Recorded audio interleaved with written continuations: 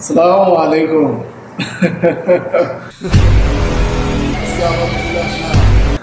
আমার বলতে ইচ্ছে করে খুব বেশি মহানায়ক মান্না ভাইয়ের কথা। এই যে মনে করেন যে আমি এই বাইরে আছি, বাইরের দেশে আছে, সৌদি আরবে একটা দোকানে আছে, এটা একটা দোকান। তো আমার বলতে ইচ্ছে করে শুধু মান্না ভাইয়ের কথা। এখনও কিন্তু আমি মান্না ভাইয়ের সিনেমা দেখি। আমার যতগুলো ভিডিও আছে তার সম্পূর্ণ প্রায় ভিডিওই হলো মান্না ভাইকে নিয়ে। মান্না ভাইয়ের কথা আজও আমি যে টিকটক বলেন, তারপরে আবার ফেসবুক রিল ভিডিও বলেন, এইগুলোর মধ্যে এখন দেখতেছি বেশি বেশি মানুষ মান্না ভাইয়ের ভিডিও ছাড়তেছে, কাট ভিডিও ছাড়তেছে সিনেমা থেকে। ওখানে অনেক অনেক কমেন্ট হয়, অনেক কমেন্ট করে, অনেক কমেন্ট দেখি আমি যে আসলে মান্না ভাইয়ের এখন ভক্ত আছে, বহুত প্রচুর ভক্ত।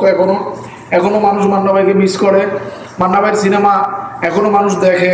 আমি মনে করি পুরানা সিনেমা হলেও মানুষ মান্না ভাইয়ের ভালোবাসার স্বার্থে, ভালোবাসায় এখনো মানুষ সেই পুরানা সিনেমাগুলো দেখে, ফিরে ফিরে আবার ওই সিনেমাগুলা পুনরায় দেখে। এর কারণ সেটা ভোলার নয় ভাই, মান্না ভাইয়ের মতো একজন নায়ক সে আর আসবে না, তার মতো আর কোনো নায়ক হবে না। যেমন আমি প্রায় ভিডিওতে বলি যে মান্না ভাইয়ের সিনেমার মধ্যে মান্না ভাইয়ের যে ডায়লগ, মান্না ভাইয়ের যে চলাফেরা, মান্না ভাইয়ের যে অ্যাকশন, হ্যাঁ, যা যে দিক থেকে বলেন সব দিক থেকে আপনি তাকায় দেখবেন যে মান্না ভাইয়ের সব দিক থেকেই পারফেক্ট একজন নায়ক। হ্যাঁ, যখন মান্না ভাই চলে গেলেন তখন দেখেছিলেন আপনারা কান্নার ঢল, যত চলচ্চিত্রের যত যত যত অ্যাক্টর আছেন সবাই, কেউ নেই যে তার চোখ থেকে এক ফোঁটা পানি পড়েনি। কারণ মান্না ভাই সকলের অন্তরে ছিলেন একজন ভালো মানুষ হিসেবে, একজন ভালো পুরুষ হিসেবে, একজন ভালো নায়ক হিসেবে। এক কথায় আজও যারা মান্না ভাইয়ের বিরোধিতা করে বা মান্না ভাইকে নিয়ে কটু কথা বলে, আশা করি বলে না ওইরকম কেউ নাই যে মান্না ভাইয়ের। কিন্তু এই যে একটা তফাৎ সাকিব আর মান্নার মধ্যে এখনো মানুষ করে, এখনো অনেকেই বলে কই সাকিব খান আর কই মান্না।